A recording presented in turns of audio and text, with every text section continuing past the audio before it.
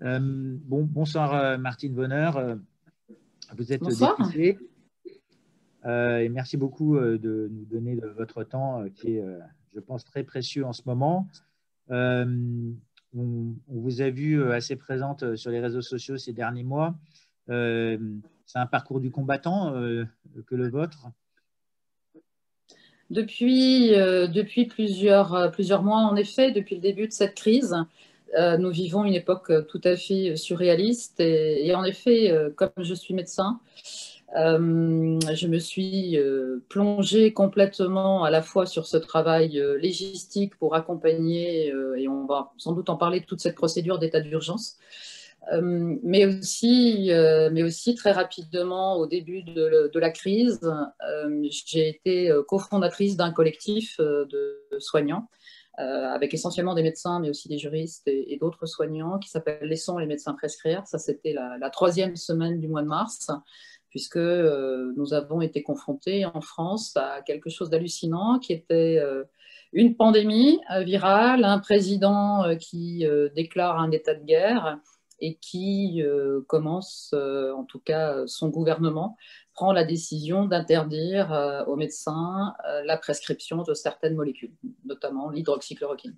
Et face à ça, j'étais vraiment éberluée. J'étais députée de la majorité à ce moment-là. J'emploie le passé puisqu'entre-temps, j'ai été exclue de cette majorité.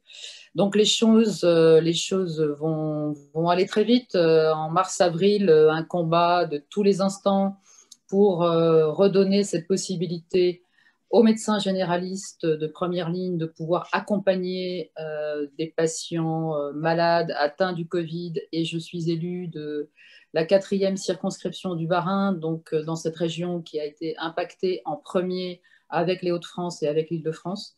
Donc il fallait réagir vite face à un gouvernement qui s'est affolé, qui n'était manifestement pas préparé et qui a trébuché à tous les instants de la gestion de la crise.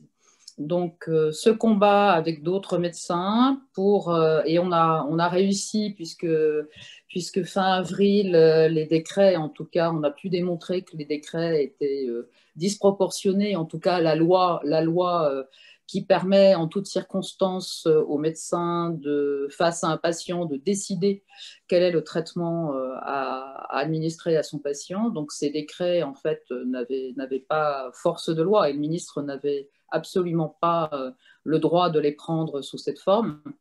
Mais ce qu'on a pu constater, c'est que cette stratégie gouvernementale de la peur, à la fois vis-à-vis des concitoyens, une espèce d'hypnose collective où tous les soirs on voyait le directeur général de la santé, le docteur Salomon, égrener les morts et les personnes qui étaient contaminées. Donc cette stratégie réelle de la peur a aussi fonctionné sur les confrères, parce qu'à partir du moment où on leur a expliqué que malgré ces textes et malgré les menaces qu'ils avaient reçues rapidement par l'ordre des médecins, ils avaient le droit de prescrire, mais bon nombre d'entre eux, encore aujourd'hui, n'osent toujours pas utiliser des traitements précoces. On sait qu'il faut soigner rapidement quand une personne est positive et qu'il y a le résultat du test PCR. Il y a d'autres tests maintenant qui ont évolué et on arrive à avoir des résultats très rapides. On peut les avoir très rapidement. Mais malgré tout, un bon nombre de médecins continuent à ne pas soigner. Donc, le gouvernement a gagné une chose, pas du tout la bataille de la Covid, mais la bataille de la terreur et de l'infantilisation de 67 millions de Français. C'est vraiment très étonnant.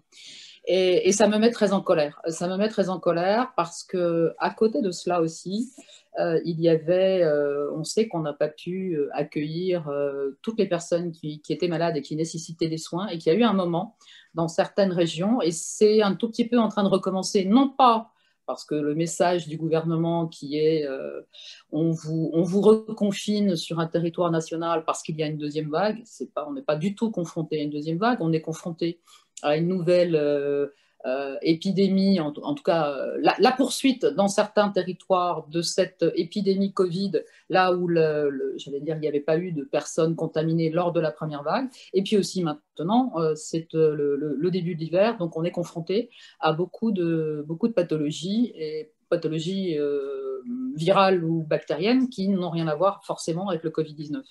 Et ces personnes-là sont orientées vers un hôpital qui n'a pas été du tout réorganisé. C'est ça qui est absolument incroyable. Deuxième échec du gouvernement, c'est-à-dire que le gouvernement avait tout l'été pour réorganiser, pour augmenter le nombre de lits, la capacité des établissements, pas forcément même en réanimation, mais en réa, en soins intensifs, dans les services de médecine, réorganiser en essayant de, j'allais dire, non pas, parce qu'on ne peut pas trouver des soignants avec un coup de baguette magique, ni les former de façon très rapide, mais il y avait des moyens de rappeler ou de puiser, de réorganiser la réserve sanitaire, et même aussi d'aller chercher des forces vives à l'étranger. Donc tout cela n'a pas été fait. Donc on se retrouve aujourd'hui, non pas du tout avec un Covid qui explose, mais toujours avec une situation à l'hôpital public qui est complètement catastrophique, un hôpital public saturé, mais qui ne rien de différent par rapport aux années, enfin depuis 5 ans, 6 ans, 7 ans, où on a toujours connu des transferts de patients, etc. Voilà. Et je disais que j'étais très en colère parce que le gouvernement continue à prendre des décisions totalement privative de liberté. On est dans un état d'urgence sanitaire, mais qui est en fait un état d'urgence totalement sécuritaire. Et là, je sors de l'hémicycle. Nous avons voté. Alors peut-être je vais rentrer dans une certaine forme de technicité. Donc l'état d'urgence qui a été décrété par le gouvernement jusqu'au 17 octobre 17 novembre de cette année, donc pendant 4 semaines, ça, le gouvernement avait le droit de le faire à partir de la loi qui avait été votée début mars. C'est très technique, hein, mais je pense qu'il faut un peu l'expliquer. 23 mars, on a voté la première loi d'état d'urgence, et fort de cette loi, il avait le droit, là, de décréter 4 semaines d'état d'urgence, mais seulement 4 semaines. Donc, il fallait que le Parlement se réunisse pour accorder une prolongation de cet état d'urgence. Et le gouvernement a proposé aux parlementaires de statuer, de voter un état d'urgence jusqu'au 16 février.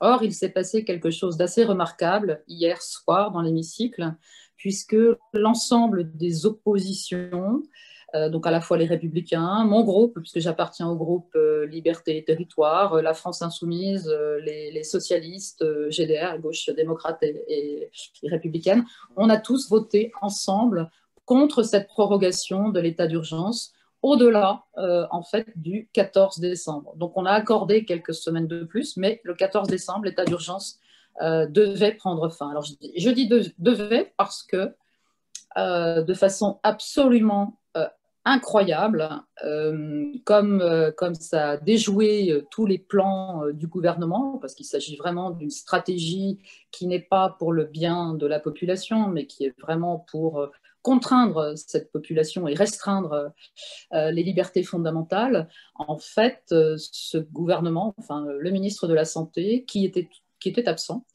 est arrivé dans l'hémicycle.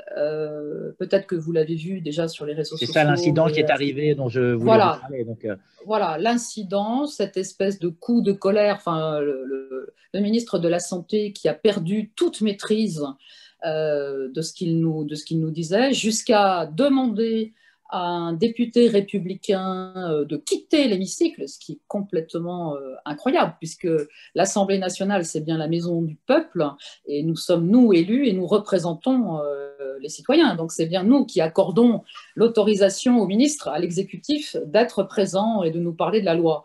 Mais dans le cadre de la séparation des pouvoirs, le ministre n'a aucunement le droit de dédaigner de cette façon les parlementaires. Et par contre, Monsieur Véran arrivant, il a fait ce qu'on appelle les votes bloqués. Donc, à partir du moment où il a dit ça, toute la discussion autour des amendements sur ce texte n'ont pas été suivies d'un vote. C'est là aussi quelque chose d'assez exceptionnel. Déjà qu'on est dans une procédure exceptionnelle, et là, d'empêcher les parlementaires de voter les amendements, et c'est quelque chose que nous avons pu faire, puisque je pense que Véran a été rattrapé, on va dire, par le Premier ministre, Castex, j'imagine en tout cas, et la secrétaire d'État qui était là aujourd'hui, présente aujourd'hui, parce que tout l'ordre du jour des travaux parlementaires ont été bousculés, et toute cette discussion que nous avons repris aujourd'hui, nous avons pu voter nos amendements. Sauf que tout ce qui avait été voté hier soir, et ça aussi c'est un droit de l'exécutif, ont été resoumis au vote. C'est-à-dire qu'il y a eu une nouvelle délibération sur du coup l'arrêt de l'état d'urgence. Donc nous avons revoté tout à l'heure, et nous revoté dans d'excellentes conditions pour la majorité, parce qu'il faut bien admettre que ce qui s'est passé hier, c'était parce que la majorité, en tout cas les députés, dans leur toute-puissance habituelle, avaient estimé qu'ils n'avaient pas besoin d'être présents dans l'hémicycle.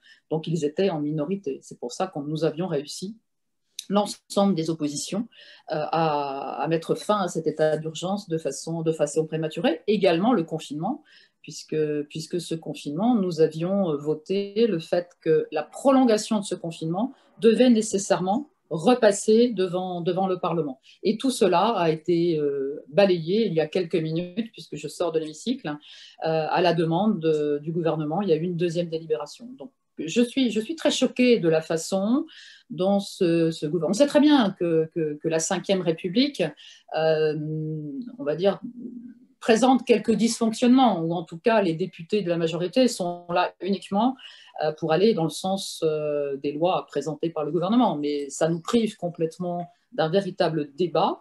Et or là, si c'est pas, je veux dire, les parlementaires doivent débattre devant des sujets si importants, qui consistent à confiner sur l'ensemble du territoire, alors que là aussi, il y avait eu les recommandations du Conseil des scientifiques et de Castex, qui s'est exprimé à plusieurs reprises en disant qu'il fallait, OK pour un confinement, mais il fallait que ça soit territorialisé. Et là, on voit bien que même aujourd'hui, on a eu quelques interventions de députés qui avaient pris la précaution de demander sur leur propre territoire est-ce que les établissements de santé étaient saturés? Pas du tout. Pas du tout. On sait que là aussi, et je vous parlais de mon fil conducteur, la colère. Pourquoi? Parce que vraiment le gouvernement ment en permanence, et quand il s'exprime, et je tiens à dire que je rends hommage aux soignants systématiquement, qui font un travail absolument remarquable, et je suis dans l'expression que j'ai, je suis vraiment dans le respect de toutes les familles qui ont perdu un proche, ou qui ont des gens malades, des personnes malades dans leur famille. Mais mentir à ce point, et de dire par exemple, pour continuer à faire peur, que les capacités hospitalières aujourd'hui sont déjà proches de la saturation. La situation est difficile, mais aujourd'hui, on ne doit pas mettre un patient Covid forcément en réanimation avec des protocoles d'intubation. Tout cela, on a beaucoup amélioré la prise en charge, et donc beaucoup de patients Covid aujourd'hui, même certaines personnes très fragiles, sont simplement en soins intensifs. Donc il faut vraiment prendre cette globalité de la capacité, qui en France fait quasiment 12 000 lits. Et donc aujourd'hui, les capacités ne sont pas saturées, et c'est rassurant. C'est rassurant.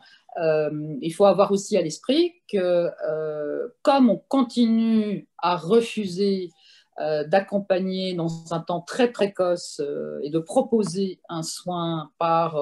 il y a plusieurs protocoles. On avait parlé du protocole Raoult, hydroxychloroquine, azithromycine, mais aujourd'hui, on sait qu'il y a l'ivermectine qui fonctionne.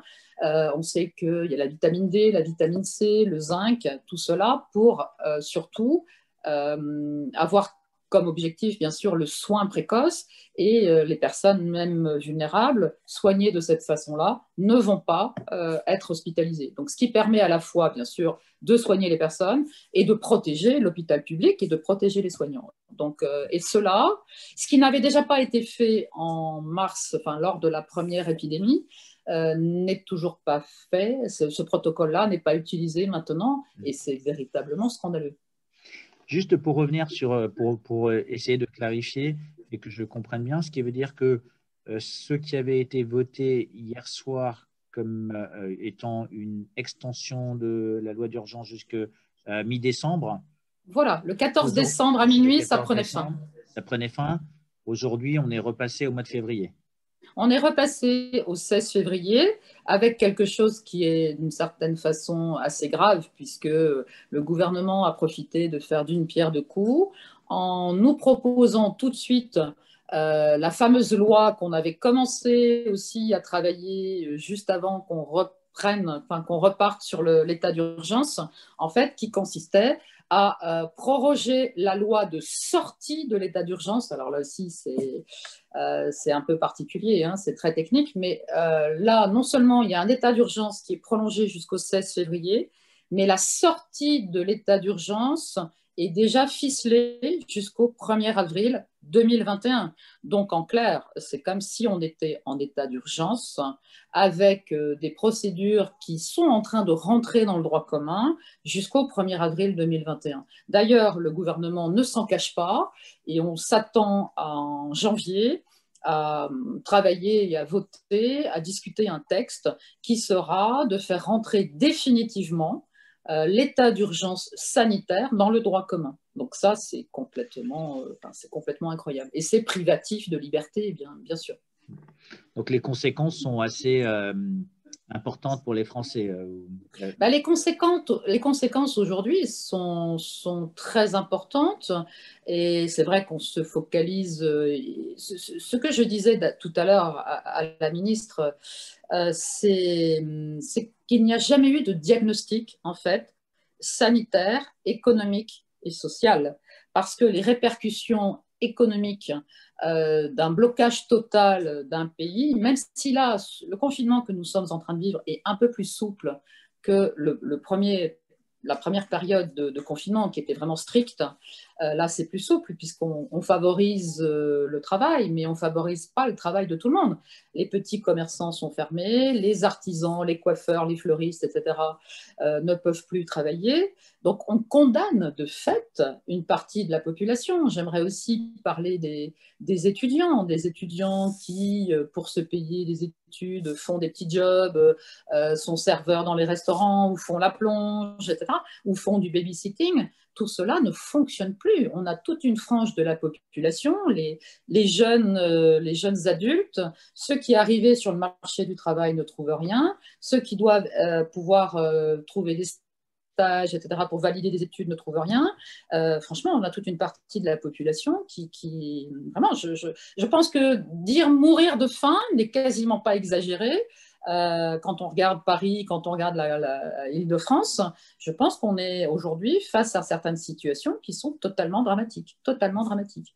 Et donc cette décision qui n'a pas fait ses preuves lors du premier confinement pour éviter, je dirais, les contaminations. Aujourd'hui, on réapplique la même chose tout en n'ayant pas évalué cet impact, encore une fois, économique et social. Et moi qui suis psychiatre, je sais que l'impact psychique, à la fois de toute cette crise qui dure maintenant, hein, depuis mars, et certes, je nie pas du tout hein, l'existence du Covid, mais est-ce que cette épidémie, au fond, est plus importante qu'une grosse épidémie de grippe?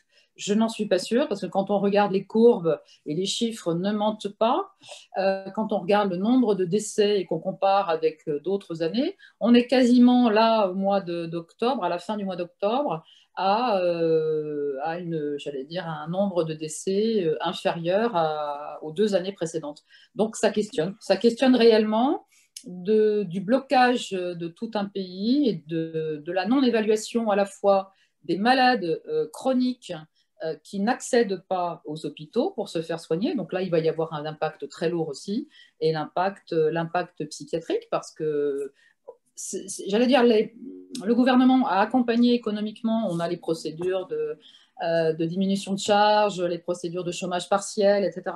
Oui, mais on accompagne notamment aussi avec les prêts garantis par l'État. Mais il y a un moment où tout cela va avoir un coût et des entreprises ou des artisans qui ne rentrent aucun chiffre d'affaires vont être confrontés à un moment à quelque chose qui va ne pas trouver de solution pour eux, un remboursement à faire, même si là on est en train de négocier et on va la semaine prochaine dans le cadre du PLFR 4, donc le projet de loi de finances rectificatif, quatrième version, parce qu'il y en a déjà eu plusieurs.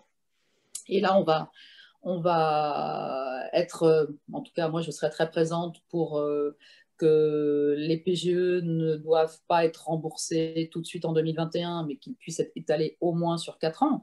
Mais là, on repousse. Les PGE, c'est les prêts garantis par l'État. Garantis par l'État. Voilà, les prêts garantis par l'État.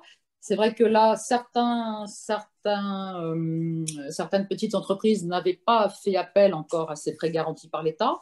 Donc là, maintenant, face à un deuxième confinement, certains vont devoir être contraints. Ils ont épuisé leurs réserves, hein, donc ils vont être contraints de faire appel à cela. Mais il faut surtout qu'on leur permette d'étaler ces remboursements. Or là, même en étalant, je pense qu'il va y avoir beaucoup de faillites et c'est très inquiétant. C'est vraiment très inquiétant.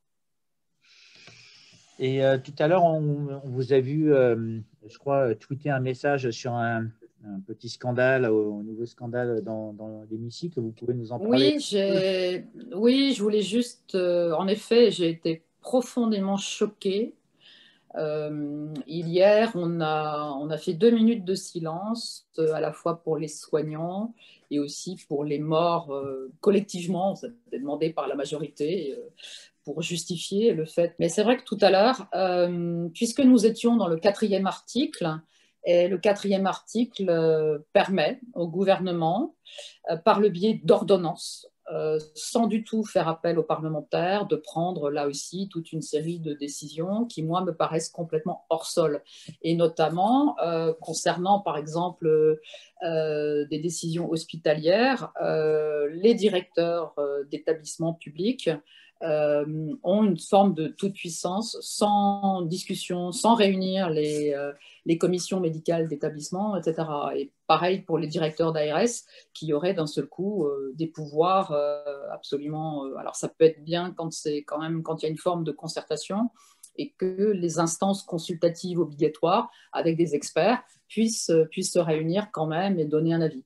Or là, par le biais de ces ordonnances, toutes ces instances consultatives pourront être complètement ignorées. Et pour demander quand même au gouvernement de redescendre sur terre, j'ai évoqué toutes ces personnes âgées qui n'ont pas pu être soignées, notamment celles qui sont en EHPAD et qui, n'ayant pas pu être hospitalisées, ont été accompagnés vers la mort dans un protocole de fin de vie, le protocole Rivotril. Et j'ai demandé une minute de silence en hommage à toutes ces personnes décédées. Et cette minute de silence m'a été refusée. Et je suis encore bouleversée parce que sans aucune explication. Et j'ai trouvé là aussi que la majorité a été totalement indigne dans son comportement. Ouais. On sent l'indignation et la colère dans votre voix. Oui, tout à fait. Tout à fait. Bon, Martine Bonnard, merci beaucoup de nous avoir donné du temps, de votre précieux temps en dehors de l'hémicycle. Merci à vous. Merci à vous parce que vous bonne faites chance et puis bon combat, comme on dit. Oui, merci. Au revoir.